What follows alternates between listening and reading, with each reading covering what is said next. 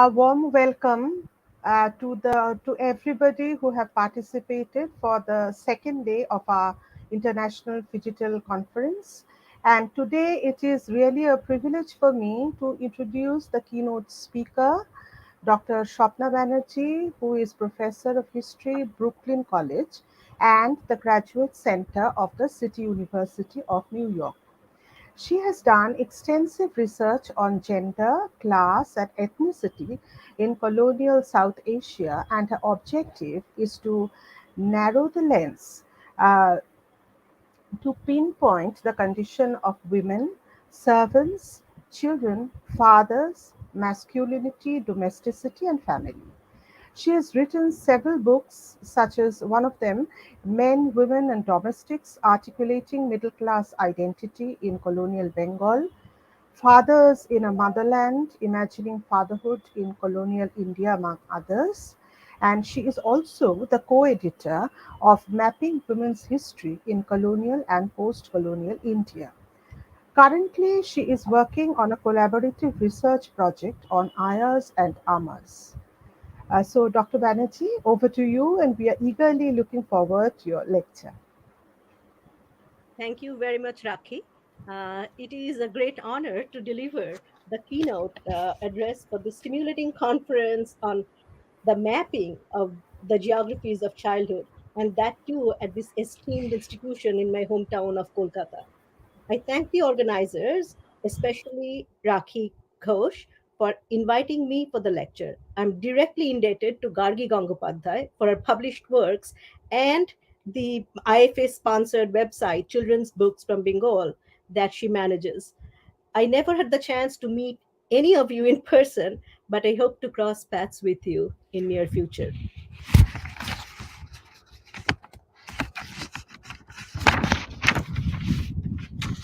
Before I begin, let me just say a few words in terms of what I'm going to do. Uh, Children and childhood, denoting a specific stage of human life, straddle different academic domains. As a historian among literary scholars, I need to define my temporal and spatial focus, that is, the periodicity and the context of the subject of my talk, keeping in mind that children as a category of analysis, and I'm here using children as a singular unit, has been active in the conceptualization and determination of their social lives, and as a social fabrication, within quotes, informed by history, politics, culture, and geography, I will address a body of literature in which children occupied a central place. Concurrent with the conference theme, my attempt is to trace the complex, elusive processes that children inhabited in late 19th century Bengali scientific literature constructed by educated males. In discussing children, I'll be adding a missing vector in children's studies. As a heterogeneous, unstable category, children are autonomous and not autonomous independent beings. Their relationship is always diachronic, carved in respect to older members' generations' institutional structures. In my talk, I will introduce fathers not as biological progenitors, but as moral architects of a future generation. I would begin with two quotations coming from two distinct genres of literature. কদাচ পিতামাতার অবাধ্য হইও না, তাহারা যখন যাহা বলিবেন তাহা করিবে, কদাচ তাহার অন্যথা করিও না, পিতামাতার কথা না শুনিলে তাহারা তোমায় ভালোবাসিবেন না। Never disobey your parents. Always follow their advice. Never act otherwise. Parents will not love you if you do not listen to them. It is then শরীরের সহিত মনের বড় ঘনিষ্ঠ সম্পর্ক। শরীরের ন্যায় মন ও সুস্থ স্বচ্ছন্দ না থাকিলে তাহাকে সুস্থতার অবস্থা বলা যাইতে পারে না। অমিত ভোজন পরিহার, দেহের পরিচ্ছন্নতার রক্ষা ও পরিচ্ছদের পরিচ্ছন্নতার ন্যায় মনেরও সংযম নিতান্ত আবশ্যক। There is indeed a close relationship between body and mind. If the mind is not as healthy and fit as the body, there is no sound health. Control of mind is as necessary as rejection of unrestricted diet, cleanliness of body, and tidiness of clothes you wear. Cleanliness, porichannota of mind, is absolutely necessary, like a clean body. It is as essential as noble thoughts and right diet. The above quotes, the first from the reading exercises of the most popular Bengali primer, Borno Porichoy, written by Ishwarchandra Vidyasagar, and the second one from Shastho, with an English subtitle, A Bengali Monthly Journal of Health and Sanitation, written by a medical doctor, evoke concerns with a child's character, one stressing filial responsibility and education, and the other emphasizing the importance of sound body and mind of the child. In late 19th century India, especially in Bengal, with the imperial capital city of Kolkata, vernacular print culture revealed a literary activism among Bengali intellectuals who authored primers and launched periodicals focused primarily on children. The paternalistic concern exhibited by the authors for building the character of children, Shantaner Charitra Gathon, stressed a new moral order encompassing proper training of mind and body that was crucial for building a robust national culture. Bengali scientific literature, a new genre promoted and authored by men trained in Western sciences and medicine, voiced anxieties about children, particularly relating to their bodies and mind. Examining the periodical literature published in the last quarter of the 19th century, I will trace the early efforts of the Bengali medical practitioners to craft ideas of a gendered version of nascent citizens. In this new discourse, children, a gendered yet otherwise undifferentiated category in terms of caste, class, and religion, were conceived as victims and as signs of change. I argue that the harnessing of children as enabling agents signaled a counter hegemonic effort by the Indian intelligentsia to articulate its autonomous epistemic space as moral guardians of an incipient nation and its nebulous citizenry. The authors who launched, edited, and contributed to the periodicals were predominantly Hindu and Brahmo, in the forefront of social reforms concerning women, children, and family in colonial India. Products of colonial education and serving the administration on different levels, these authors, as modern individuals, were instrumental in translating concepts that traversed both the non West and the West. Similar processes can be discerned among Muslim communities as well. My focus on the Hindus and the Brahmos is not to privilege one over the other or to exclude other groups, but is determined by the sources I examined. A principal obligation of 19th century Indian reformers was educating children in a direction that intersected with and differed from the preferred model of the colonial state. An ardent social reformer, instrumental in bringing about the Widow Remarriage Act in 1856, and a high ranking official in the British educational system, Vidyasagar, the iconic father, echoed the voices of concerned fathers in colonial India.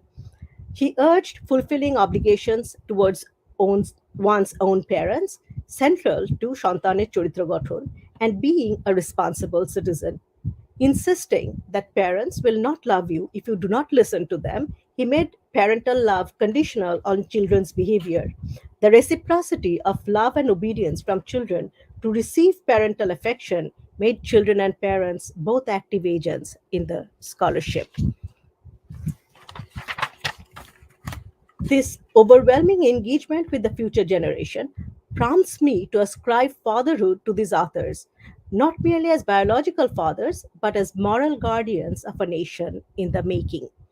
Using father and fatherhood in their broadest possible sense, I discuss middle class men, mostly from upper castes, as fathers to their own children and as metaphorical fathers of an imagined community of children.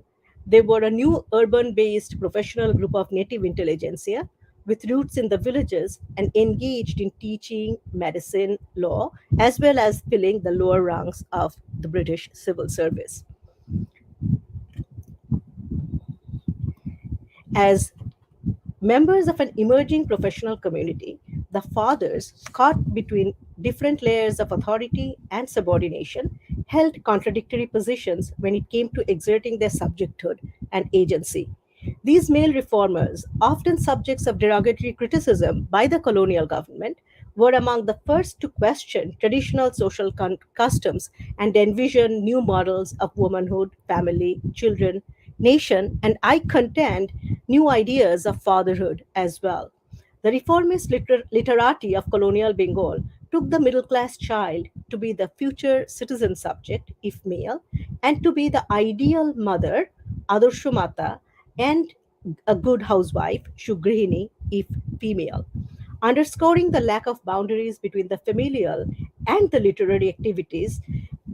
I discuss these leaders as moral guardians of a larger community of children.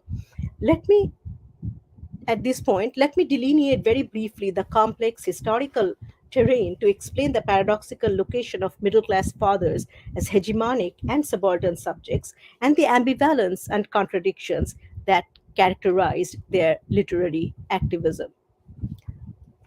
Scholars have shown the many ways British men and women deployed tactics of colonial masculinity to justify their claims and the ways in which Bengali elites both accepted and resisted that gender politics. Routinely identified, and I quote, with the frailty of women, and again I quote, powerlessness of the submissive slave, the middle class Bengali Hindu men were identified, and again I quote, as effeminate babus, end quote, by the British. These stereotypes were further bolstered in the aftermath of the rebellion of 1857-58 and the transfer of power to the British Crown when the recruitment in Indian Army was recognized based on a classification of martial and non-martial communities. The response this critique generated among educated Hindu middle class men was two pronged. On the one hand, they had internalized the criticism, but on the other, they used this critique as a springboard to launch their challenge against the colonial regime. Tonika Sarkar argued that the Hindu patriarchy's initial capitulation to the colonial critique of Indian men's supposed effeminacy and enfeebled body signaled a hegemonic aspiration. The weak body of the Hindu males, indicated the negative impact of colonial rule on the indigenous society. Simultaneously, the internalization of the critique spurred on responses and reactions, however contradictory and limited to challenge colonial domination. My work seizes this moment of counteraction by the colonial elites. It steers our gaze from the public debates and controversies to the more personal realm of family life addressed in vernacular literature. By positioning the reformers and leaders as fathers, I locate them as modern subjects, as family men, whose masculinity was constituted by their intellectual and affective relationships with their children, biological and metaphorical or imaginary, rather than only via heteronormative relationships based on muscular strength and as breadwinners. Their power as social reformers emanated from their leadership of a vulnerable community, which attempted to salvage by educating future citizens with a new sense and sensibility. As the colonial state assumed the role of the adult and relegated the colonized to the position of the child, the goal of the British was to educate the Indians in new ways of acting and thinking. And I quote, to civilize them, end quote, and to train them as citizens, to disseminate education in a foreign land and in vernacular languages. British rulers and missionaries relied on native experts, typically men of property and status. Since the establishment of the Asiatic Society in 1784 and Fort William College in 1800, educated Bengali men actively worked with government and the missionaries in publishing and printing textbooks for children. As employees, these men were subaltern to the European missionaries, educators, and officials. At the same time, the opportunity to participate in educational programs, drafting textbooks, and literature for native children provided the native literati a cultural and ideological space to articulate their own ideas and visions, albeit under European direction and supervision.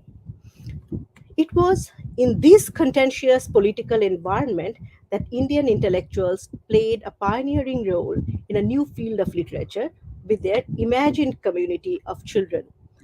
This is not, however, literature for children, but in which children were subjects of reform and regeneration. As authors and editors of scientific journals, the literary fathers envisioned a new child parallel to the conceptualization of the new woman. This new child was an upper class and caste based gendered category characterized by specific training and education. It was primarily the male offspring of the educated middle class from both the Hindu and the Muslim communities who would be raised as worthy citizens. The multiple ways a child was imagined in this literature signaled a concern with the future citizenry who would represent a new nation in the making.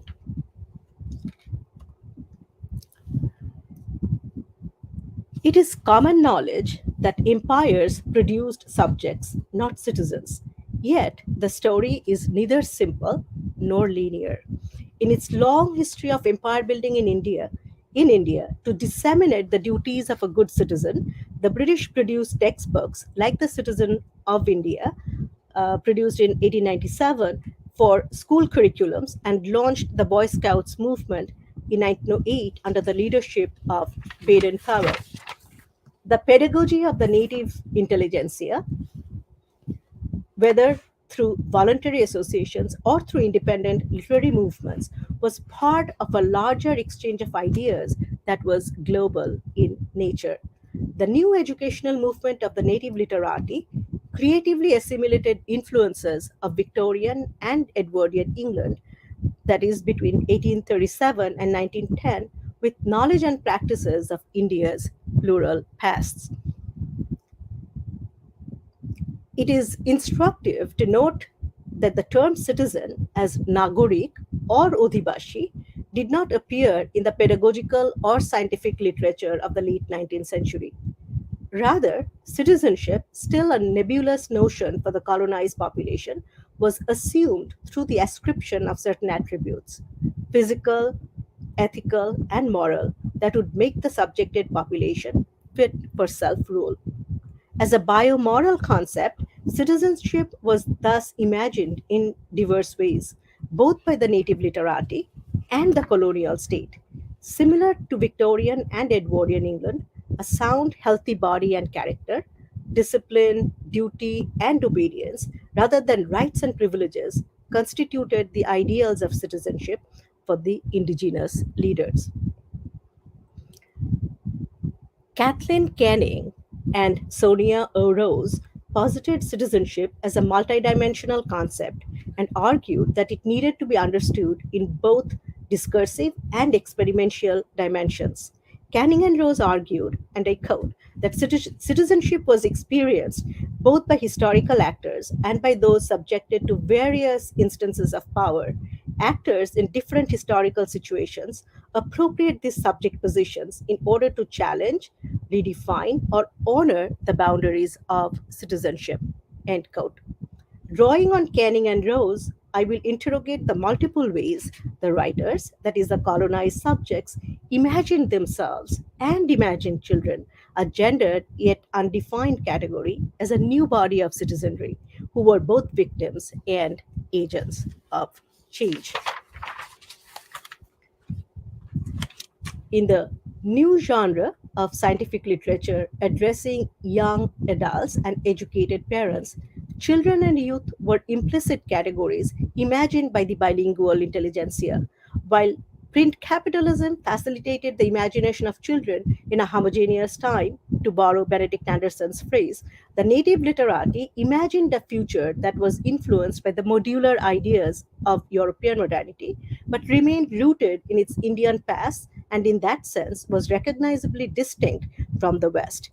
Recognizing fathers and children as highly plural and fluid categories, I investigate the location and appropriation of children as social imaginaries on whose bodies and minds new ideas of health, character, and regeneration were inscribed. Now, what does it mean to claim children as social imaginaries? Charles Taylor coined the phrase social imaginary to indicate the ways people imagine their social existence. And I quote, how they fit together with others, how things go on between them and their fellows, the expectations that are normally met, and the deeper normative notions and images that underlie these expectations. End quote.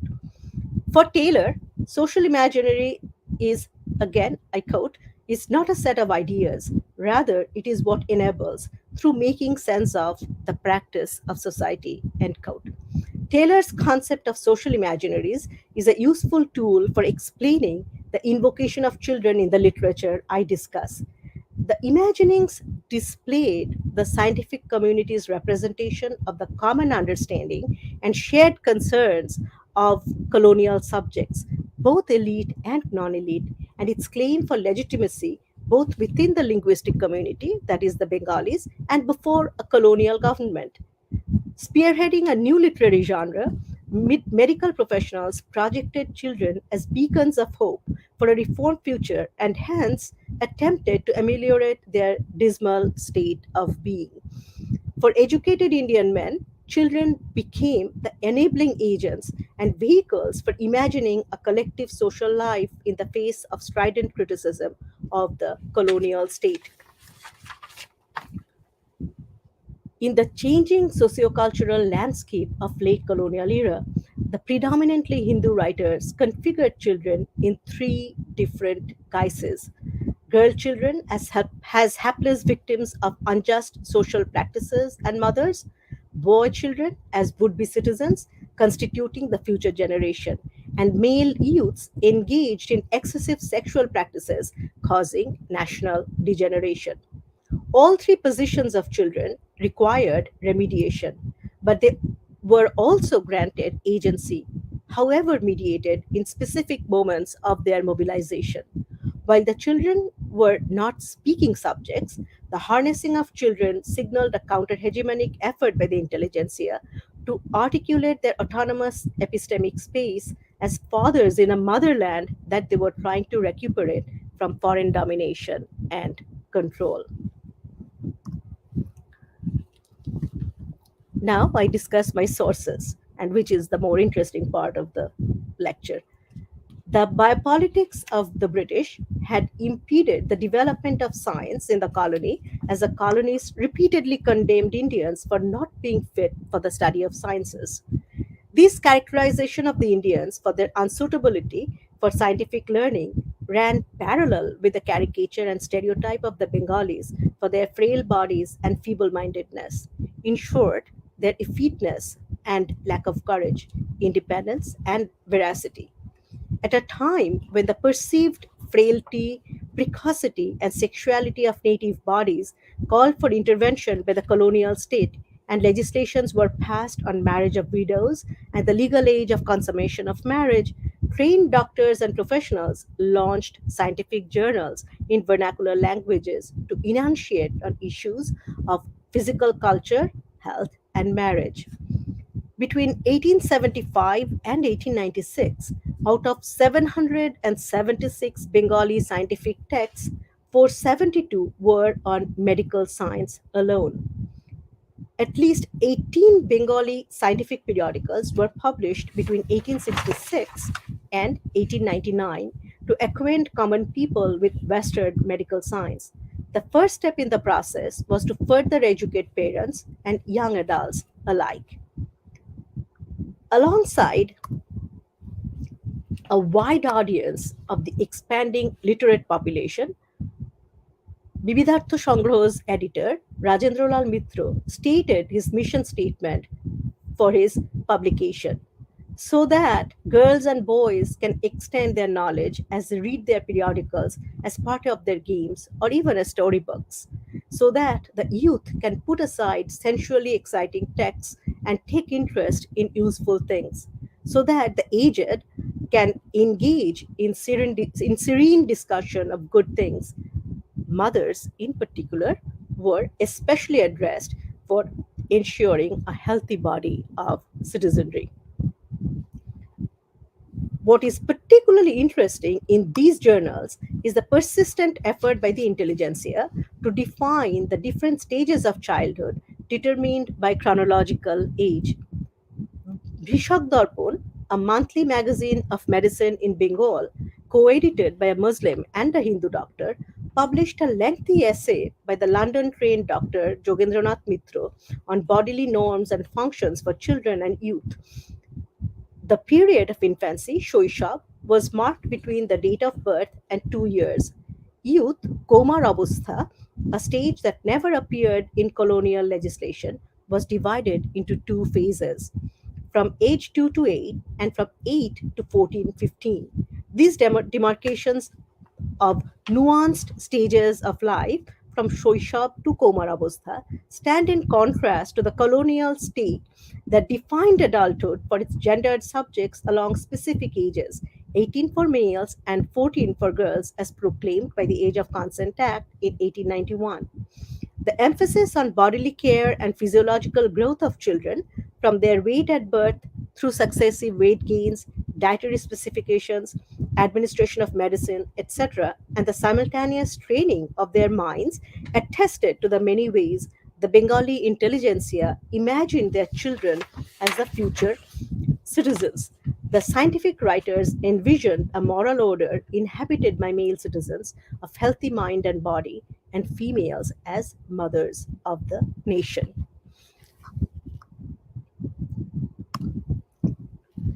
Beset, uh, so at this point, I'll focus to a large extent on the conceptualization of the girl child in these scientific journals.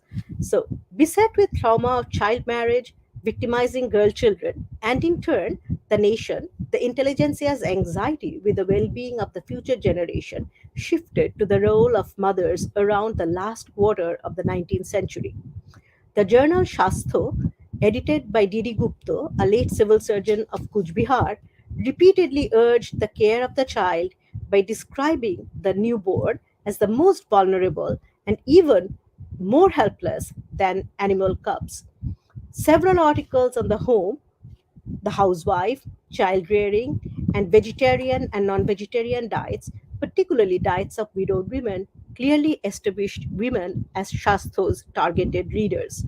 The male authors made women their pedagogical subjects and gave all round instructions on breastfeeding, illnesses, and maternal responsibilities in lengthy essays titled Matristoniopai Shishur Palon Bidhi, Rules of Rearing Breastfeeding Infants, Shishur Pira, Illness of Children, and Cheler Oshuk o Matar Gatobbo, What a Mother Should Know About an Ailing Child.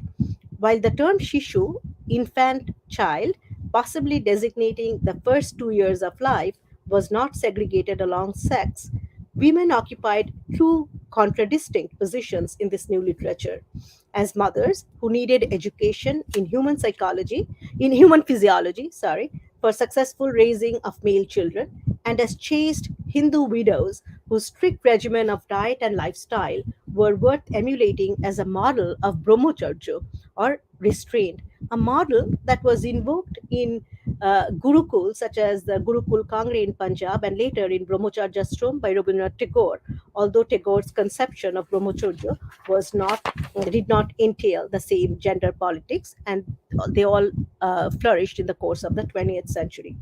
Without any specific reference to the girl child, girls were imagined as mothers of the emerging nation. The positioning of women was even more convoluted and contradictory when the writers assumed a fatherly concern for girl children and engaged with questions related to marriage.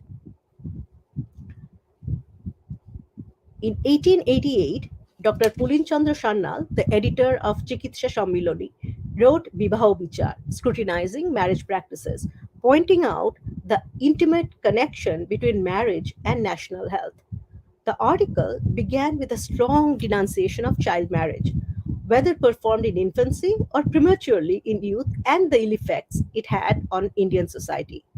His premise echoed the prevailing sentiments of the time that marriage was chiefly meant for procreation and perpetuation of race.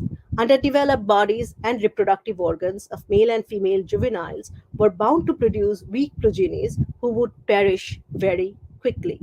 Likewise, children produced by an aged couple would meet a similar fate. The author deliberated on the appropriate age of marriage through a meticulous scrutiny of reproductive behavior in myriad species of plants and animals and from varied human cultures from around the world. However, this deliberation was only to presage his more forceful rejection of Western influence on Indian culture, as his discussion of reproductive patterns prolonged to include fulfillment of sexual urges among different species. Dr. Shannal brought up the question of artificially fulfilling sexual desires through unnatural means and claimed that such practices were prevalent among men and women in the West and was now spreading among young Indians. Pulinchandra Shannal's cure for such deleterious practices was the age old custom of child marriage, sanctioned by authoritative texts that acted as a guard against such disastrous social consequences among its natives. Defying the hegemonic influence of the West, the author thus claimed that child marriage was not inimical to human race and that it would not obliterate the Indians. Furthermore, speaking on behalf of girls, he proclaimed that Indian girls did not have the ability to choose their own husbands and that since time immemorial, they willingly played second fiddle to their husbands or men. Relegating the girl child to a perpetual secondary position, the author proclaimed that if anything, the age of marriage for boys should be raised because they were the ones who shouldered the main brunt of household responsibilities. Again, contradicting his own position, Shannal urged that typically Indian men were not married underage. Often they could make their own decisions. However, men should Swapnadi, make decisions. Yes, Swapnadi, sorry to interrupt you. Kintu, will you be showing your PPT? That's something that I want to ask you I now am. or at a later stage. I am showing it. You are not Oh, sharing. no, no, we are not seeing the PPT. That's why I'm asking. Where are you stuck? I'm sorry. Where are you then? Let me just. I think the PPT needs to start from the first because we haven't seen anything so far. Uh, Well, I have been sharing my screen all along, and I'm close and towards the end actually. So I'll stop share. And where are you? Like I have been showing all. I was on slide no, 14. actually, all this time we were only hearing you. We didn't get to see the PPT so far. Gosh. So, So I shared it with you, and I so don't maybe know. you can sort of sum up the showing the slides one by one. So Okay, maybe you but can do tell that. me, I'm not making full screen. So, I wish you told me, sooner. Anyways, We were just uh, wondering that maybe the PPT is going to come, but that's why I interrupted you. okay, okay, no, no, you should have, interrupted me ahead of time because I have been Sorry about constantly that. moving along my slides. Uh, okay, and then let's share. I'm doing it, and I checked, and you saw the first few. I started with the first few slides, right? No, I think we'll be seeing it from the very first because we didn't see it at all.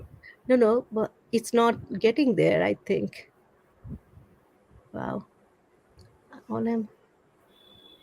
Uh, you have the slides with you. Would you mind sharing? You have, I shared my slides with you. Would any of you, Akash, would you take over? Because I'm not seeing the slides at all. Like I can see, I have gone through all the slides. Akash, can you then show the slides? Yes, I'm sorry, I did not. Yes, I shared Choiti. I see now Choiti's uh, text chat. But as I said, if I'm sharing my whole screen with the slides, I did not see any chat coming in, or I turned off the phone.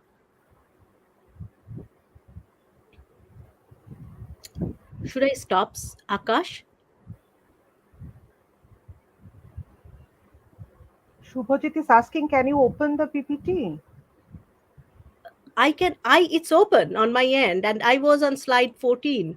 Okay, okay. Choiti is trying to share, I think. She's Okay, written. Akash has written.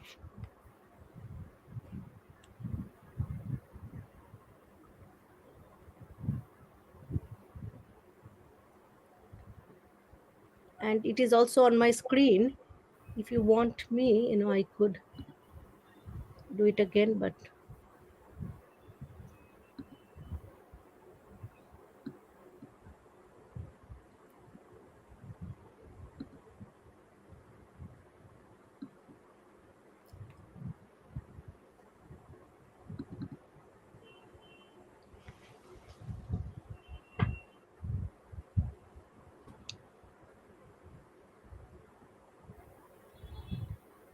Shuchetana, can you share the PPT?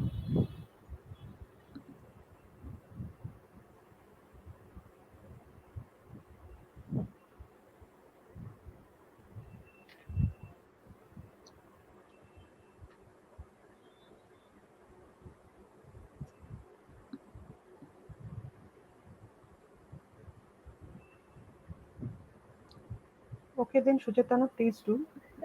please share the one I just shared with you. I just tried to share, but it's not sharing. I'm also trying to share, but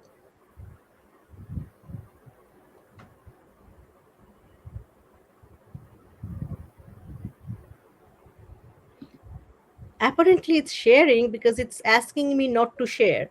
Like stop But we, sharing yes, we option. cannot see it, Shapnadi, on the Yeah, screen. That's the yeah, I problem. know, I know, I know. We tried it. Yes, yes. But There's we some we did a glitch. trial run, a dry run, but why it didn't go through, we don't know. Shuchitana, can you open it?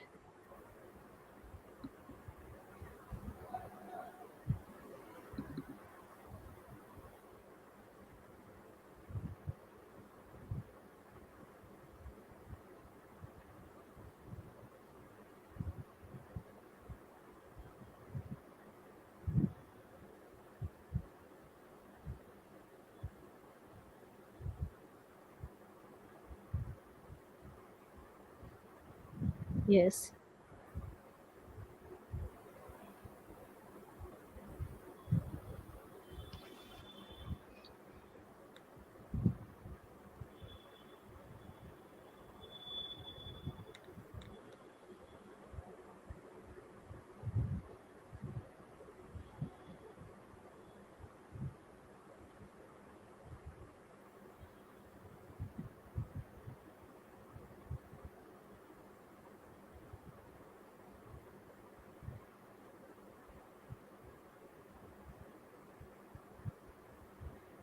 so I can see it on the screen.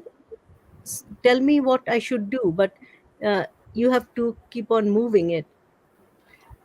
Shapnati, so should we start with the first slide, or should you want to sort of move over to some other particular Were you slides? able to follow? I can quickly go over the slides, and but that'll Uh, of course take some time.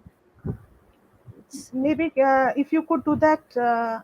yeah, I have no problem, but you have to move the slides for me then. Okay, so when you sort of want to shift to the next slide, you just ask Yeah, I will. Suchitana to I do will. that. I Okay, will. okay, Yeah. okay. Yeah. So one of you have to take charge. So I we are don't see looking the at slide moving though. You see the first title page. Suchitana. Will you sort of go over to the next slide?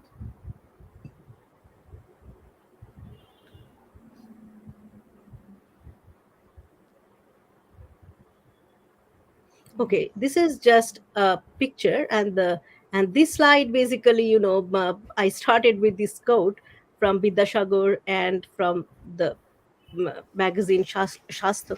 I cannot read it from this. Can you make it full screen, Shuchitana? Yes, Or otherwise, it's what is okay. written cannot be Uh, seen. Okay, so basically, I started out saying, two dictums from one is from Ishar Chandra Vidyashagar and the other one from the journal Shastro, which talked about the connection between mind and body. Vidyashagar insisted that we should obey your parents, written in 1855, and then the connection between mind and body has been emphasized in the journal called Shastro, which means health. So starting off with this, my main argument was I will be uh, can you move on to the next slide, please?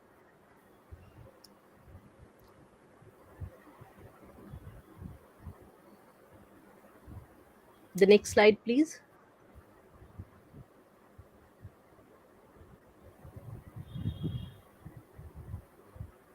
Yeah, I'm a historian and we are heavily source driven. So my analysis is based on a close scrutiny of scientific journals which were published in late 19th century Bengal. And in this, I trace the efforts of Bengali medical practitioners who typically brought out these new genre of these medical journals, scientific journals, in which we see the early delineation of the ideas of a gendered citizenry. And in this medical discourse, which is not so much for children, but children occupied a central role. These children, as a category of analysis, was very undifferentiated. They did not make a distinction between caste, class, even gender sometimes, or religion, but children were treated as victims of the current situation and also as agents of change. So I argue, based on the readings of these sources, that the Indian intelligentsia, the scientific community, harnessed children as a counter hegemonic act to articulate its autonomous epistemic space as moral guardians of an incipient nation and its nebulous citizenry, because it was still 19th century, the idea of nation was yet to form. The next slide, please.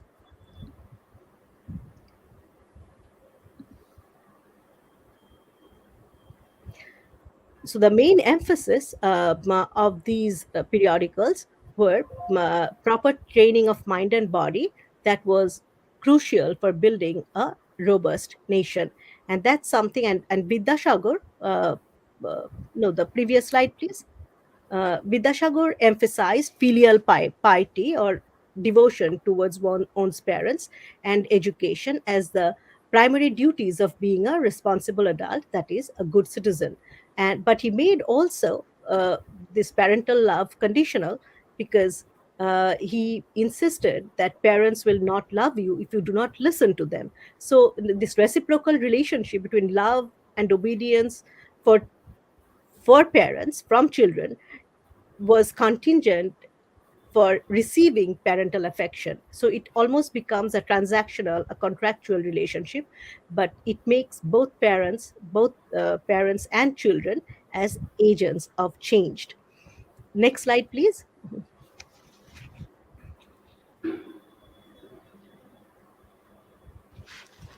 Can you hear me now? Can you see the slides? Yes, yes, Shapari, we can see the Okay. slides. Okay. So the reformist literati, therefore, took the middle class child. So these are, again, although they are not mentioned as, the class and caste element or the religious element of children was not explicit in this new literature, but they were, after all, referring to the new middle class child, the Bhadralok children.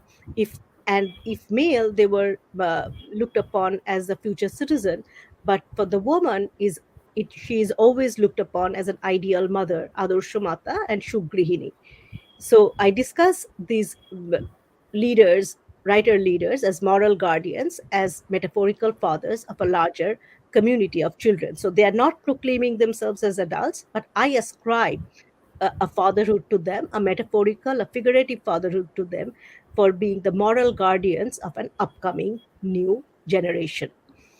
So and here at that point, since I'm using the word citizen a, a lot in this paper, I needed to clarify what I meant by citizen. The 19th century idea of citizenship is very different from what we have now. The way the reformist literati used a citizen was not in the same way we use nagorik or nagorikutto. On the other hand, they used the term citizen, but they did not use the term. We actually do not encounter the terms Nagorik or Odhivashi in the 19th century pedagogical or normative or scientific literature. Citizenship, it was still a very nebulous concept, and it was very similar to what was prevalent in Victorian and Edwardian England, meaning the period covering 1830s to the early years, the first decade of the 20th century, 1837 to 1910, to be more precise. And how was citizenship acquired or formulated? It was acquired through certain attributes, such as physical, ethical, moral, that would make the subjected population fit for self rule.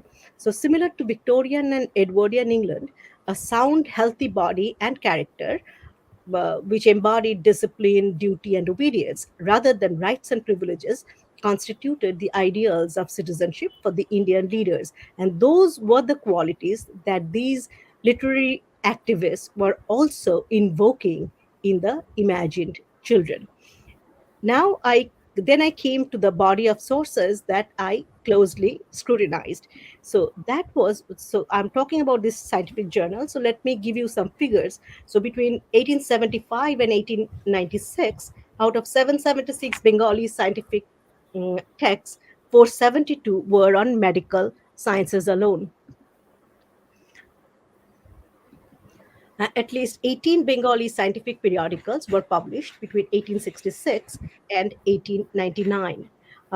And what was their objective? Their objective was to acquaint common people with Western medical science, but also drawn from a reinvented Indian past and revive a degenerate population. So the trope of degeneration and loss is something that pervades these new literary discourse, and we will see that later. Next slide, please. So what were the broad mission of these journals? The journals attempted to educate both parents and young adults, number one. So it was not necessarily for children, but for the making of children as able-bodied citizens, as able-bodied individuals, and to promote and foster the ideal of a good mother and a housewife. So the subjects of discussion revolved around children and the new generation, although these journals were not for children. So they were meant for both adults and children. So Bibidhartha Sangro, one of the leading journals of the period, which was edited by Rajendra Lal Mitra, stated in its mission statement that what was a mission? So that girls and boys, and this is instructive to note that Rajendra Lal Mitra included both girls and boys, and he argued that his main mission was to extend their knowledge as they read these periodicals and part of their games or even as storybooks. So he was also addressing the younger generation as well. And the second one, another mission was so that the youth can put aside sensually exciting texts and take interest in useful things, so that the aged, emphasis is mine here, can engage in serene discussion of good things. So you see, implicit in this statement is a kind of moral degeneration that the youths were facing at that time. So they are saying so that they are the youth can get over their sensually exciting texts and engage in more wholesome reading, according to him. Next slide, please.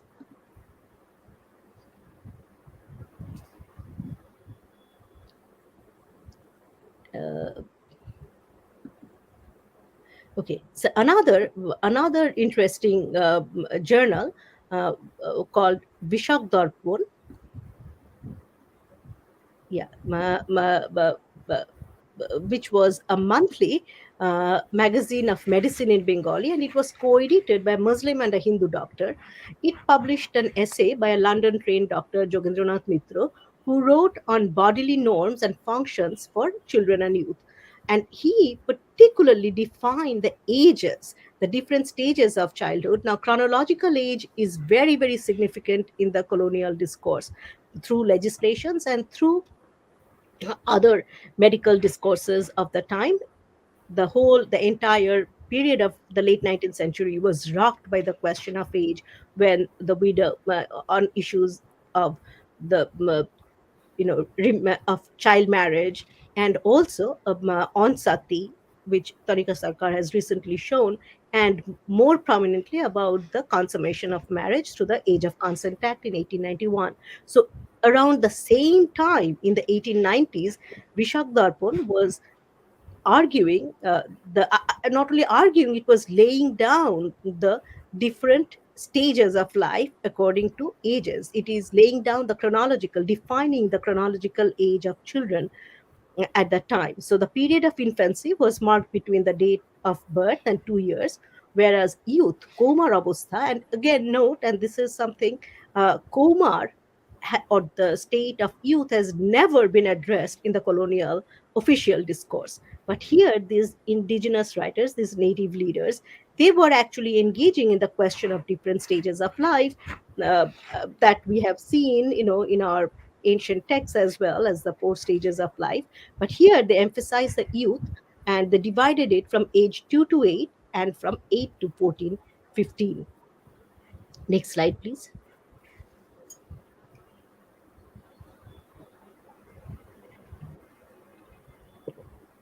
So one of the major journals from with which I started out was Shastro, meaning health, as you know. And Shastro held a preeminent position among these scientific journals, which was itself edited again, doctors, Sri Durgadas Gupta, and he again this the the male authors who contributed to Shastro, oftentimes they were anonymous, so we could presume that they were written by the editors. But sometimes these articles did not carry names of authors, but they issued all-round instructions to mothers on child rearing. So Shastro, it published essays on breastfeeding, on illnesses of children, on administering medication, and several other related topics on how to take care of your health. Incidentally, it also carried very significant articles on plague and how to contain plague, which broke out in, we all know, in India at that time, late years of the 19th century. So women in these articles, in these journals, women occupied two contradistinct positions: as mothers who needed to be educated in physiology of children to raise them successfully, and as chaste Hindu widows whose regimen of diet and lifestyle was worth emulating. So this is very interesting, and I wish you all get a chance to read through these pages of these journals, because they are now all available online. So now, one of the major concerns, again, that rocked these intellectuals, or scientific writers, was the question of child marriage and national health. So Dr. Pulin Chandra Shannal, who was the editor of Chikitsa Sammiloni, he maintained that marriage was meant for procreation and perpetuation of race, and he began by denouncing child marriage. He blamed the West for the deleterious sexual practices plaguing Indian society. So, as a remedy for the social ills, and this is where I have talked at length, in my other version of the talk, when you could not see the slide, the different ways he basically explained, first, the ill effect of child marriage, but he soon reversed his position, did an extensive survey of flora and fauna and different species about their sexual norms. It's a 19-page long article, in which, but at the end of the article, he blames the West for these deleterious sexual practices plaguing Indian society, and as a remedy for social ills, he supported the age-old Indian custom of child marriage, supported by authoritative texts as a remedy for those ills. So, next slide, please.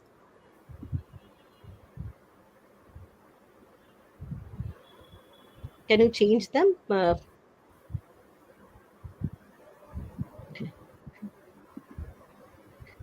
After that, actually, I have gone beyond that. The next one, please.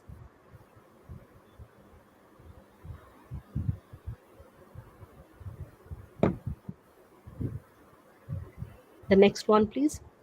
I have talked about all this.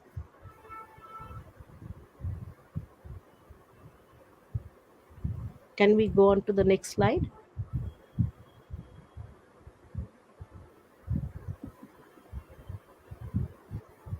Can we go? Can we? No, no. Before that, can we go on to the slide number 14, where we see lot. Uh, Yeah. Okay. So in other words, Sanyal proclaimed that Indian girls did not have the ability to choose their. Now, it's a very long, convoluted, and contradictory argument in which he, at the end, argued that that Indian girls did not have the ability to choose their own husbands, and that since time immemorial, they willingly played second fiddle to their husbands or men. He urged that the age of boys for marriage should be increased because they shared the main brunt of household responsibilities. But for girls, he still advocated early marriage. He also urged that girls were unable to make choices. Girls were not only the girls could be only conceived as wives and mothers in Sanyal's understanding. So, but this is where I stopped, and let me resume uh, from the next slide. Okay, is that okay, Rakhi? Yes, yes, it's okay. Could you please go on to the next slide, whoever is showing it?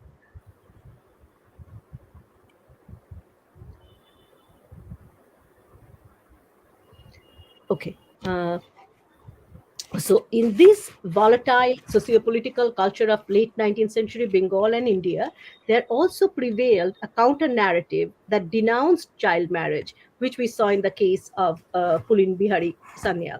The magazine Shastro, again, which we had talked about earlier, deliberated on similar issues of health and marriage and came with a strong rebuttal to the conservative opinion. Emphasizing that marriage and national health were intimately related, articles in Shastro ascribed the ill health of the Bengalis to child marriage, strongly refuting the fact that child marriage was ever prevalent in ancient India. Shastro urged its readers to be mindful of the age of marriage, with a strong recommendation of age 25 to 40 for males and under 35 for women. The article even called for government intervention to determine and enforce marital practices. Echoing the dictum, like father, like son, the author cited research of several European scholars attending to the fact how the age and physical health of fathers affected the health of children and hence of the nation. The same journal, in another issue, dwelt on the connection between dowry and health. With the birth of a girl, parents worried about her looks and how to arrange her dowry. With the birth of a boy, parents worried about his education and ability to earn his livelihood, arguing that in negotiating marriages, fathers of both boys and girls were driven by financial considerations. Sons' fathers wanted to extract maximum dowry from the brides. Girls' fathers looked for bargain in selecting sons in law. The article urged fathers to check family medical history of the bridegrooms to prevent deformities and illness in the future offspring. In this patriarchal discourse surrounding children and health, the value of girls rested on being mothers and bringing revenue to their in laws' families, although the last part was never discussed openly in those journals. Conservatives buttressed their views by claiming girls were not opposed to early marriage and that practice was not inimical to their lives. The slightly mellowed opinions that opposed child marriage spoke not for the girl's own mental and physical well being, but rather worked that early childbirth by premature bodies would produce weak offspring and hence unhealthy citizens. Furthermore, although Although celebrated, mothers were not placed in any decision making capacity. Rather, girls slash women were imagined to produce healthy children, and which is mainly male, to constitute the future generation. The girl child surfaced in questions related to child marriage only to quickly sublimate into a wife and mother. So, next slide, please. Now I move on to the male child.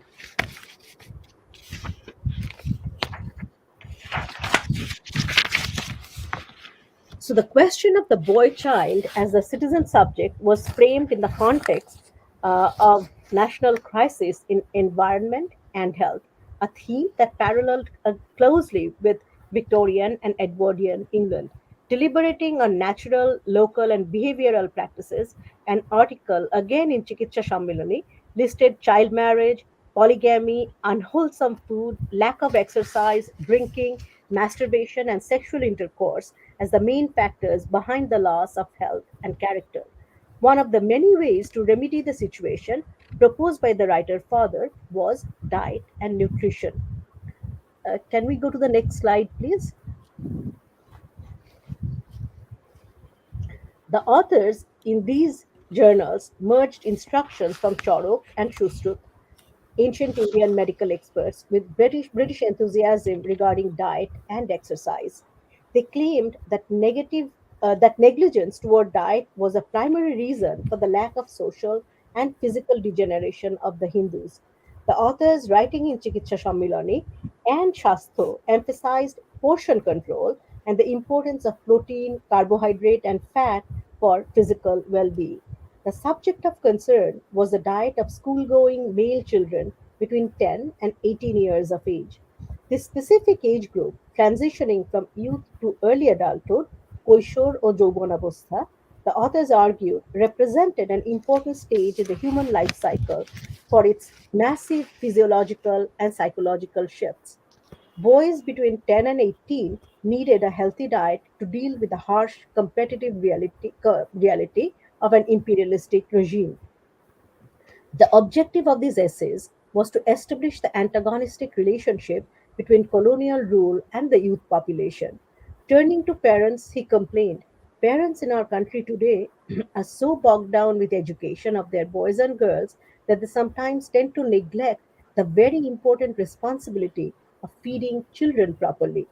After a series of instructions, the article encouraged Indian parents to follow a model diet chart adapted from the boarding school in England.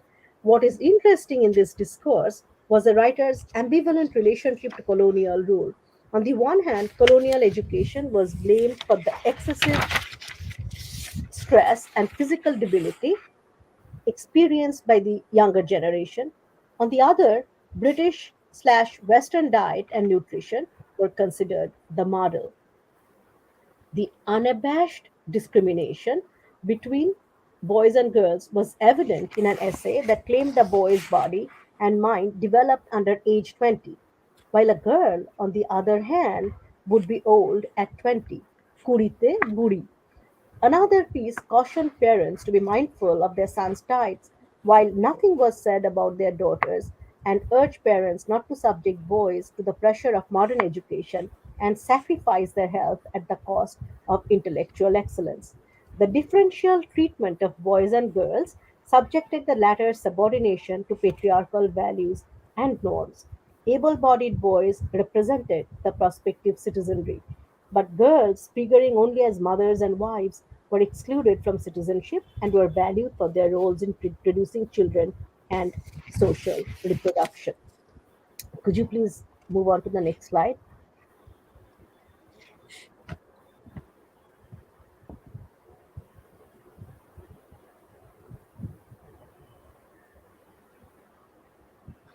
So, furthermore, conservative opinion became deeply embroiled in issues related to sexual excesses and gratification of the ominous peril of masturbation plaguing Bengali youths. Echoing the colonial critique of sexual excesses among the native males and drawing on alleged social symptoms, Bengali medical practitioners engaged in the sociocultural debates over health and body, and lamented that masturbation was assuming endemic proportion among youths and was sapping the foundation of a healthy nation, a theme that resonated with Victorian England. Blaming the decline of India on a degraded youth culture, the essays of Bharate Rabanoti or Degeneration of India urge fathers, mothers, teachers, guardians, and social reformers to awaken and take control of the situation by openly forbidding young children to engage in this heinous act. The author asserted that restraining youth was the only way to lift India out of the mire. India's only hope lay with the next generation. Only the strength and intelligence of the young generation could bring about an end to the distress and suffering of the poor motherland. Concerned with frail bodies of Indian youth, attributed primarily to unnatural means of fulfilling sexual appetite fueled by Western influence, and to be countered with prescriptions from Charok, the ancient authority on medicine, fanned masturbation to a level of national calamity. Interestingly, in contrast to the author, who took English boarding school food as a dietary model, this article ended with a prescription of diet drawn from Ayurveda that was suitable for young boys. It also pointed out the limitation of British treatment and medicine for specifically Indian cases. So now I move on to my conclusion. The next slide, please.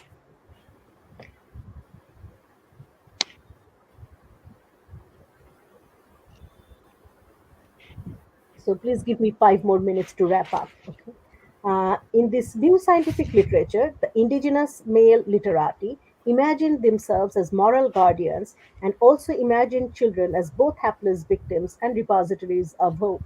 Even if children and youth were not frail and degenerate across the board, and even if the epidemic of masturbation and the repentant masturbator tropes were possibly made up because their authenticity is always in question, the fathers would have invented them. The children and youths, in other words, were doubly imagined, imagined in the ordinary sense of being invented, and imagined in the Anderson Chatterjee Taylor sense of being characters in the social imaginary.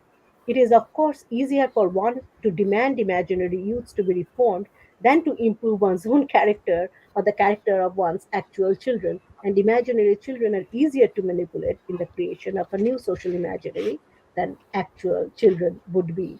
So, the next slide, please. My examination of the medical literature emphasizes the expert natives' role as moral guardians, as fathers, and their appropriation of the category of children in the biopolitics of an emergent nation. A close reading of this discourse unpacks worries that were ingrained in the subliminal presence of an undefined mass of children who were constantly brought to the fore to the idiom of crisis and for their redeeming power as future generation. Yet, the apparent silence on issues of class, caste, race, ethnicity, and religion establish the imagined character of a homogenized body of children as a potentiality rather than an actuality, who would grow physically, emotionally, intellectually to function as responsible adult citizens in a new nation. The engagement of the Bengali intelligentsia, both conservatives and progressives, with children and youth was symptomatic of their concerns about shaping the minds and bodies of India's would be citizens, including their own children. The new discourse on science and health, articulated in the public domain, provided the colonized literati an opportunity to confidently assert their autonomy, sovereignty, and their differences with the West and produce a new form of hybrid knowledge through a negotiation of what they considered the best of Western and Eastern minds and practices. But to mobilize their claims, the native interlocutors had to appropriate the home and its members, namely children and women. So, by recuperating the fatherly voice embedded in the scientific literature, my attempt was to underscore the ambivalent authorship of the writers as imagined fathers and their appropriation of the category of children as social imaginaries to define a collective social identity. According to Benedict Anderson, and subsequently qualified by Partho Chatterjee for the colonial context, imaginings of nations require new tools and forms of imaginations, new imaginaries, in other words. The social imaginary of 19th century Bengal They encompassed an enormous range of ideas about health and hygiene, parents and children, bodies and minds, while overlapping and contrasting with social imaginaries held by European and non Bengali Indians. Though their social imaginaries cannot be precisely defined as explicit doctrines, I highlighted many of the tropes that make up their imaginaries. Most centrally, I argued that in the genre of vernacular scientific literature lying outside official curriculum, legislative discourse, and colonial pedagogy, Bengali middle class men appropriated children as new tools and forms of imagining the new nation.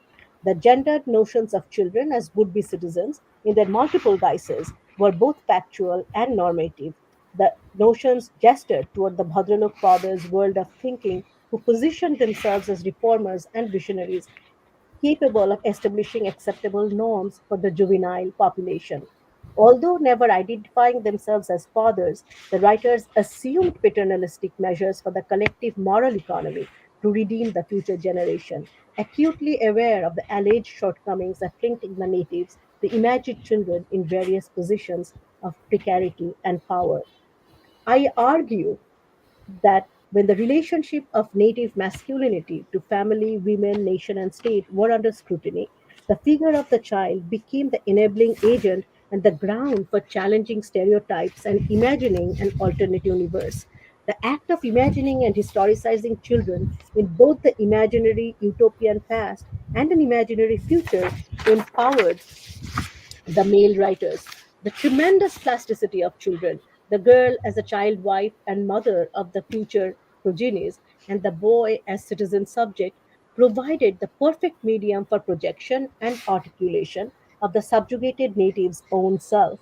Global concerns and progress, global concerns with progress, modernity, and the new nation were imbricated in the local figurations of the gendered youth thrust into the public space by the exigency of a colonial elite.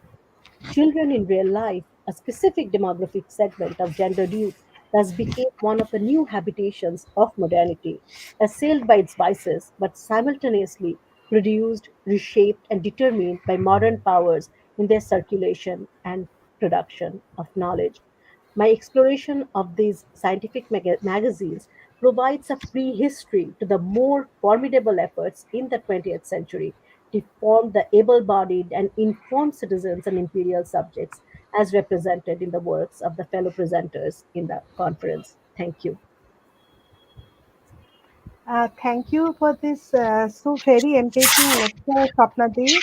That is in the context how children were portrayed in the scientific journals. So this is something that we saw that you sort of pointed to us today, and how we are also looking at the father figure of the time.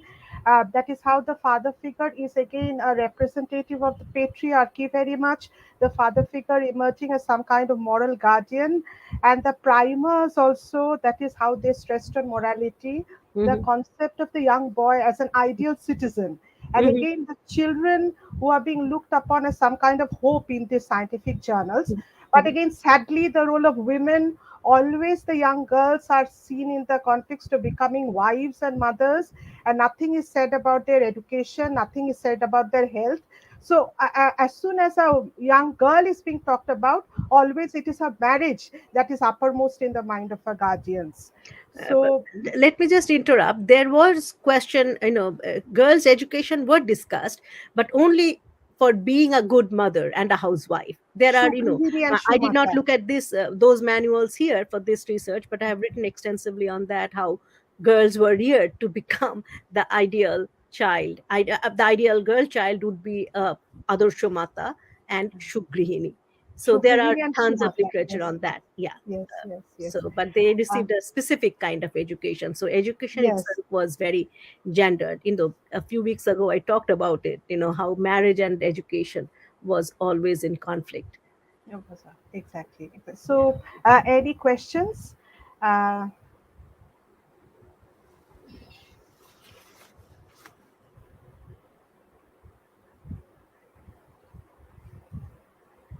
we are looking forward to having some questions.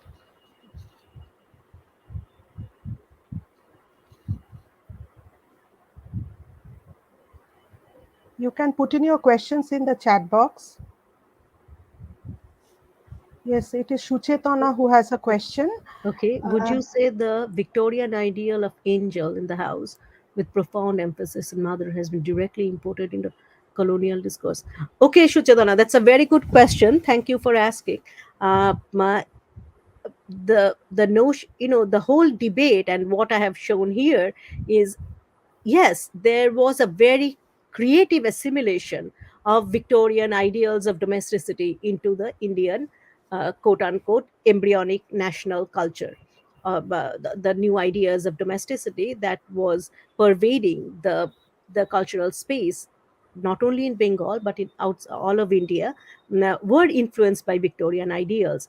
But those Victorian ideals or Edwardian ideals or ideas of the West were not a mimetic gesture that most scholars have shown over the last several decades, particularly that that they were assimilated in a more creative fashion, where they borrowed both from the Western ideas of certain norms, particularly of domesticity in this context, but they also fused it with the indigenous tradition. So there was an invention, a reinvention of tradition going on in.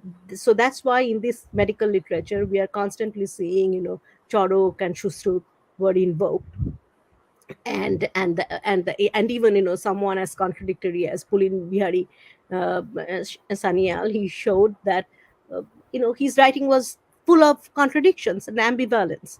So they were products of a global culture. They were heavily influenced by the West, by ideas of West, be it in the context of medical sciences, health, hygiene, or domesticity. But they were never blindingly imitating those or borrowing from the West. They were making it on as their own by assimilating it with the native indigenous practices. Actually, Shapnati, because here Mhm. Mary Wollstonecraft is also sort of writing at this time, and she is Right. talking Yeah. about the health of women. That is, how should they also go for Right. some kind of physical exercise? But again, Yes. this kind of discourse is not being taken by the Indian Right. scientists. No, and Mary Wollstonecraft was writing actually almost a century ago. Mary Exactly, exactly. Wollstonecraft was contemporary of Rousseau, whereas and he was primarily inspired and animated, not inspired by the writings of Rousseau, which was so gendered, because the Rousseau Exactly. who wrote this very important text, which kind of defines Western pedagogy even to these days, Emile. Now, when he wrote Emile, there was no female character, and when Emile was introduced in the sixth chapter of Rousseau's text, she was in Emile was a male character. When his wife was Sophie, introduced, yes, yes, Sophie, right, Sophie, yes. she was introduced as Emil's wife to aid him in the process of being Exactly, again exactly. an educated man. So Mary Wollstonecraft was in Paris at that time, but she went back and she became so infuriated that she wrote The Vindication of the Rights of Women. Yes, So yes. yeah. And she was talking about education, but more importantly, several I actually took it out of this talk. I in my book chapter and elsewhere. But I compared it with women's writings, because it was also the time when Bamabodhini Putrika, Mohila, Poricharika were also coming out, and many of the editors were males, but they were echoing the same sentiment. None of these women, they really rose up against these patriarchal norms and defined their own agenda for education, because they did not have the power. They were, after all, Exactly. circumscribed economically, uh, and socially and culturally, to be rooted in their own class, caste structures. Yeah. Exactly, exactly. Any other questions?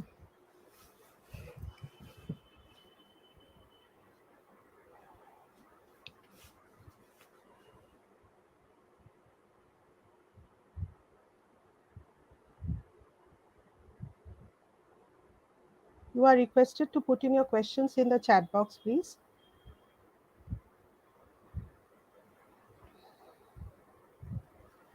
Are there any questions from students? আম- বাংলায় বললে আমি বাংলাতেই উত্তর দিতে পারি।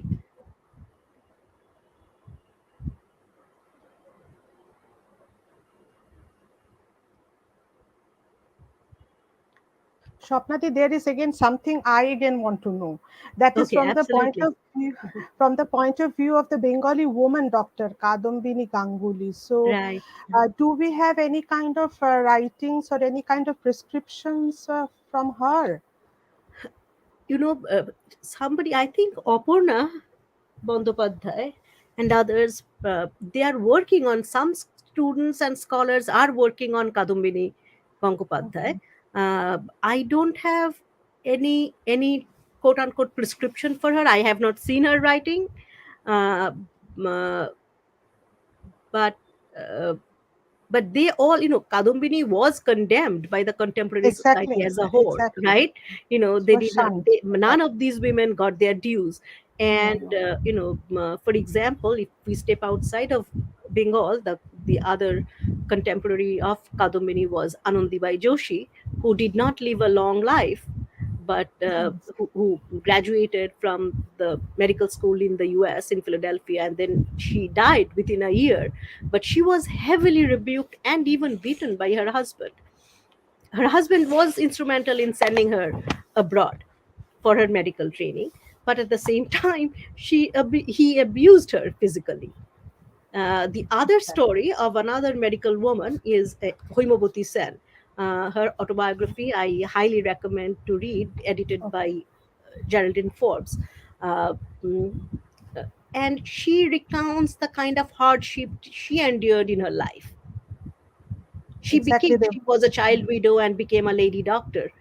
But then, so these kind of, women suffered from these Exactly. patriarchal practices, Yes, and they did not stand up to protest. And there are yes. very few, at least I think they did protest, but they're not in public records. That's my reading Okay, of the story. I okay. wouldn't put women in such a passive position that they were just being beaten up, but I think every, dominated, subject has one's own agency. I do Exactly. not want to portray women as victims, but yes, they were subjects of unequal, heinous social practices. Absolutely so. That I cannot deny. But women had their own ways of negotiating that very difficult terrain and the reality of their times.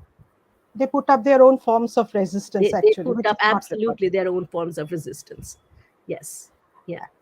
Okay, Suchetana Shuchitana, the has, second yes. question, the in is about Huge. eugenics. Yes, eugenics was very powerful. Again, I did not make it a subject of my discussion here or in my book.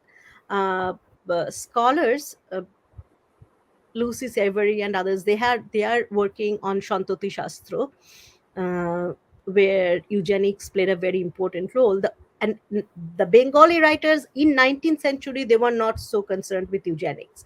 Eugenics becomes more prominent in the course of the 20th century. But one writer who invokes eugenics in his writing, and you are all familiar with him, is Bipin Chandra. Bipin Chandra Pal, in his autobiography Amar Sottor Bochor, he writes about, being a pure race and all that. But those writings are not very strong in the 19th century. In the closing years of the 19th century, which I focused on, is mostly on mind and body and social evils, because the 19th century is a women's question. Is dominated by women's question, where they were dealing with the colonial state on legislations, on their medicalized discourse, because the colonial state had its own very strong version, um, of denigrating Indians in the medical discourse, where racism was rampant. So it's a very good question, Shuchetana, but I did not look into this literature which is emerging, not so much from Bengal. I have not seen directly from Bengal, but from other parts of India.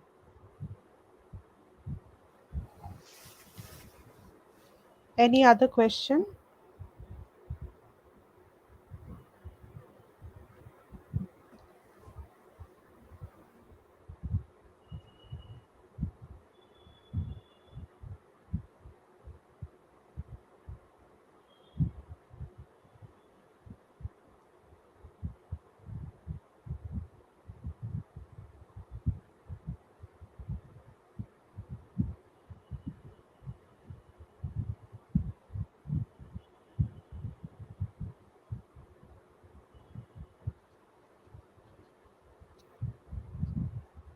Okay, feel free, you can think about Yes, it.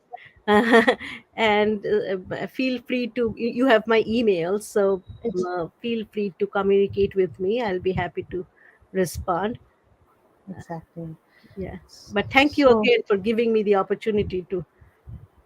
no, and thanks, Shapnadi, a lot for agreeing to Absolutely. be a part of this international conference. And we feel so happy and such an enlightening lecture.